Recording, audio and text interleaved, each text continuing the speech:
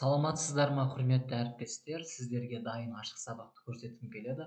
Жай бөлшектерді аралас сандарды бөлу. Бұл жерде жасанды интеллект ретінде леоник апыс, топқа бөлу, сосын рефлексия және де басқа да ойындар алынған. Соның ішінде ең соңғы бекіту тапсырмасы леоник апысты көрсетейін.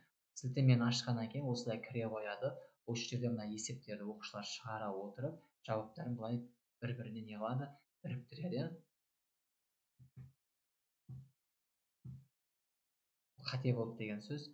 Ал егер дұрыс болса, есебіміз мына жерде жап-жасыл болып жану керек. Яғни мынаны шығарып көрейікші. 10-ды бөлеміз 6-тан 5-ке. Мынау көбейтуге айналдырады, сол кезде қысқарады, 12 болады нәтижесінде. Мінекей, дұрыс болса жасыл болып осылай жанады. Енді мынаны көрейік. 16-тан 9 бөлінген 3-тен 2. Былай төңкерген кезде мына 32-ден қанша болады? 32-ден 27 болады. Оны неға жазып көрейік. Так, енді осы жерде дұрыс орындау керек. 8-ден 7 бөлу 4-тен 3. Мына көбейтуге айналдырамыз. Сол кезде 24-тен 28 деген жауап шығады. Немесе қысқартқан кезде, так, не қысқарады? 2 болады, 3, 6-дан 7. 6-тан 7. Көрдіңіздер ме? Дұрыс болса осылай жанады. Осының барлығын орындаған кезде дұрыс болса, бір-біріне мыналар жану керек. Мынаны шығарайықшы мына. Көрдіңіздер ме? Дұрыс, дұрыс болса, демек шығады осылай. Енді мына есепке қарасақ, 4-тен 3-ті бөлеміз 2-ден 1-ге, так, 8-ден 3 болады. 8-ден 3.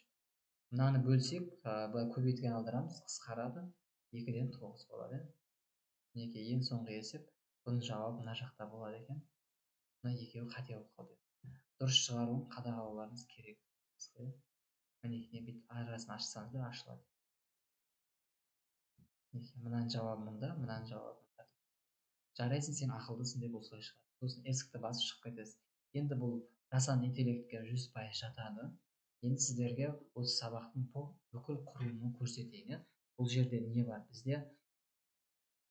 Бізде так, бірінші қымыждан бастап тоқталайын. Қымыждысы өте құрылым бойынша жасалған, нақты, тиянақты, креативті.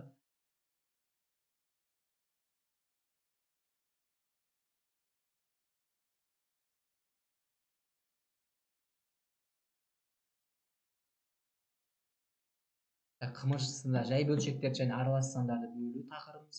Оқу мақсаты 5, 1, 2, 23 жай бөлшектерді және аралас сандарды бөлуді орындау. Міне топқа бөлуде жебе әдісі арқылы топқа бөлінесіздер.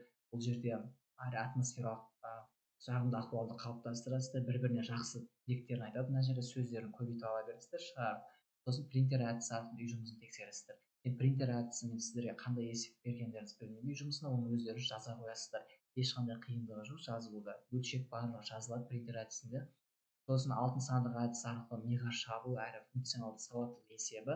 Мына есепті тақтада көрсетесіз. Қазір алтын сандықты ашып көрсетемін. Сосын топтық жұмыс міне. Топтық жұмыс. Одан кейін бал жинау әдісі жүкті жұмыс ретінде кетеді.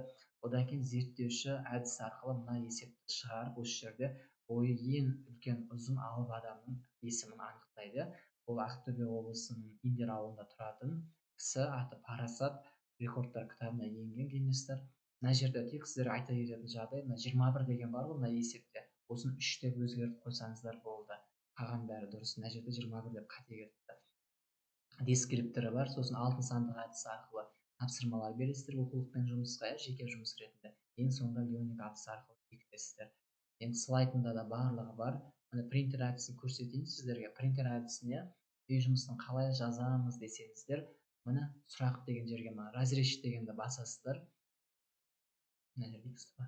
Разрешить дегенді басасыздар да, сосын мына жерге сұрақты жазасыздар, мына жауабын жазасыздар. Сосын жазып болғаннан кейін сначала деп керек емес слайдтар болса өшіріп тастайсыз, көбейте беруге болады. Екінші бетіне өтесіздер. Print дегендерді басқан жерде есептің жауабы автоматты түрде шығады. Оқушылар бір-бірін тексереді, өте қызық былайша. Сабақ процесінде қолдансаңыздар болады. Басқа да сабақтарыңызда қолданасыздар. Сосын артық болса егер өшіріп тастауыңызға болады слайдтарды. Одан кейін сергіту сәтіне мына нені қолданып жіберсеңіздер болады. Мына сөздерді айтқызып, сары жазулар түсі бойынша айту керек бұл жерде қателеспей. Оқушылар өте қызық енді оқушыларға. Одан кейін алтын сандықты ашайықшы. Алтын сандықта бұл жасанды интеллект арқылы жасалған. Яғни бұл жерде мына жерде әжеміз сөйлейді, яғни балаларға тапсырма алып келген. Осы тапсырманы жалпы сынып болып орындайды жеке. Сосын қағазға шығарып өз ойларын айтып тыңдайсыз. Кейін дұрыс жауапты анықтайсыздар, иә. Дұрыс жауапты өзіңіз айтсаңыз болады. Есептің бәрін қамыржыда жазып көрсеткен. Ашылады, күтейік. 10 секунд күте тұрайық.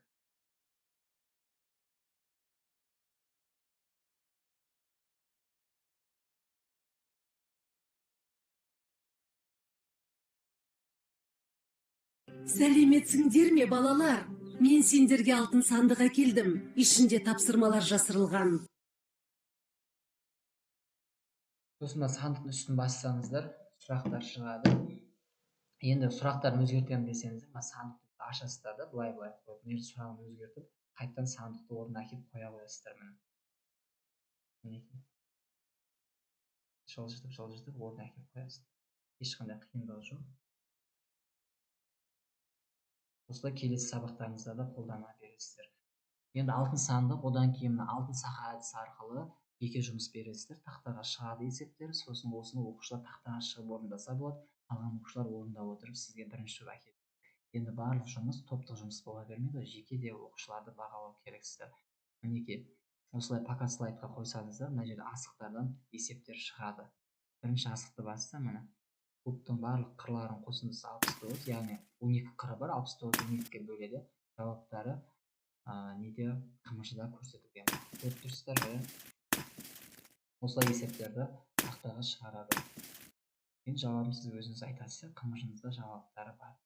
Сосын рефлексия топқа бөлуді көрсетейін. Енді өте жақсы топқа бөлу генераторы.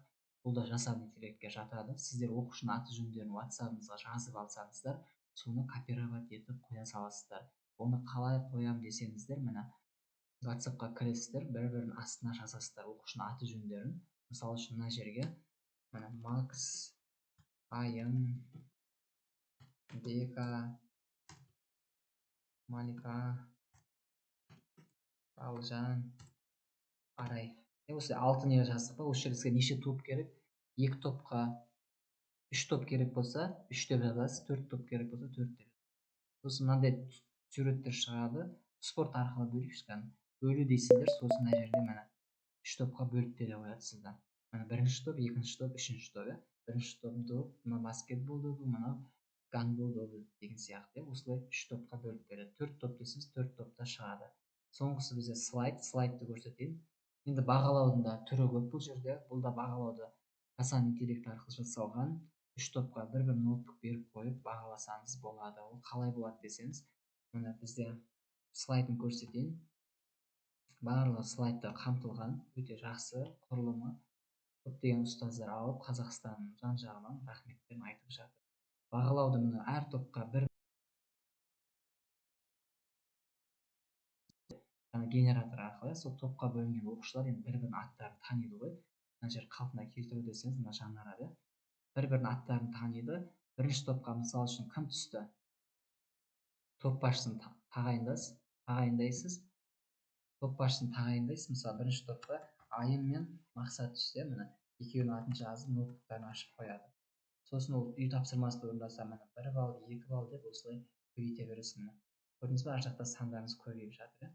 Осылай бағалайсыз, өте тиімді. Егер әріптестер сіздерге осы сабақ ұнаған болса, мен YouTube каналыма тіркеліп қойыңыздар, лайк басыңыздар, сіздерден қолдау күтемін.